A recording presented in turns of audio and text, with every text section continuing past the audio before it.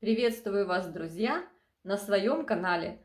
У меня сегодня необычная тема, но эта тема касается вопросов ухода за орхидеями. И за этими вопросами мы с вами обратимся к искусственному интеллекту. Да-да, друзья, сейчас набирает популярность использование нейронных сетей в разных вопросах нашей жизни.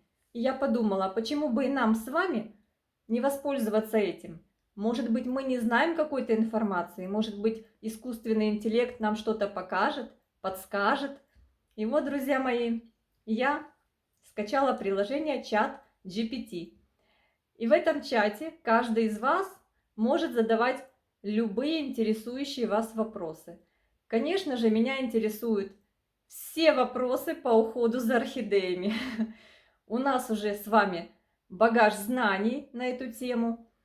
У нас уже есть результаты по выращиванию орхидей, но лишнего знать никогда не будет лишним. И поэтому, знаете, как кто владеет информацией, тот владеет миром. И вот сейчас, ребята, мы с вами будем задавать в чате GPT вопросы по уходу за орхидеями. И первый вопрос, который я хочу задать, это вопрос, который волнует многих начинающих орхолюбителей. Что делать после того, как вы купили орхидею?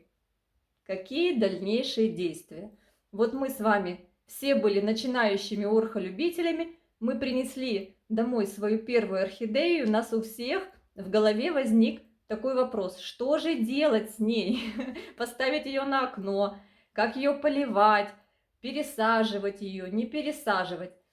И давайте, ребята, обратимся к чату GPT и узнаем, что скажет он и какой ответ он даст на этот вопрос. Значит, повторюсь, вопрос будет звучать так: что делать с орхидеей после покупки?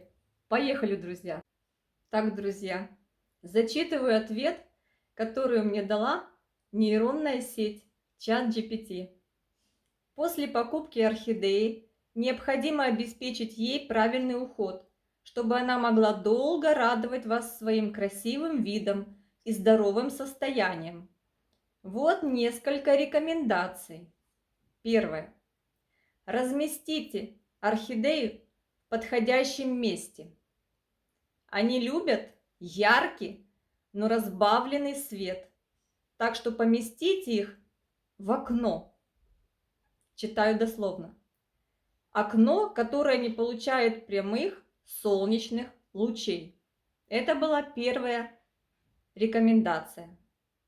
Вторая рекомендация.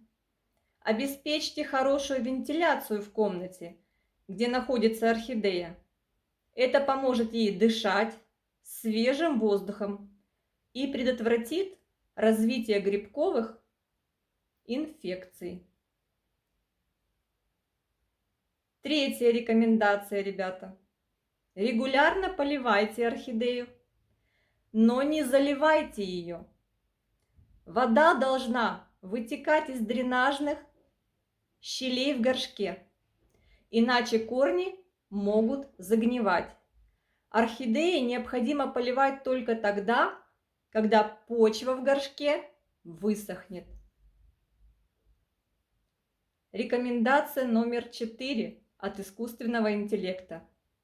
Если вы заметили, что листья орхидеи стали желтеть или пожелтеть, не знаю, это может означать, что она нуждается в дополнительном питании.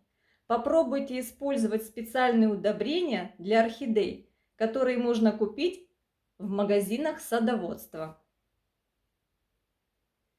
Пятая и заключительная рекомендация, друзья. Не трогайте корни орхидеи, если вы не знаете, что делаете. Если вы считаете, что они нуждаются в пересадке, лучше обратитесь к специалисту. Следуя этим советам, вы сможете ухаживать за своей орхидеей и наслаждаться ее красотой в течение многих лет.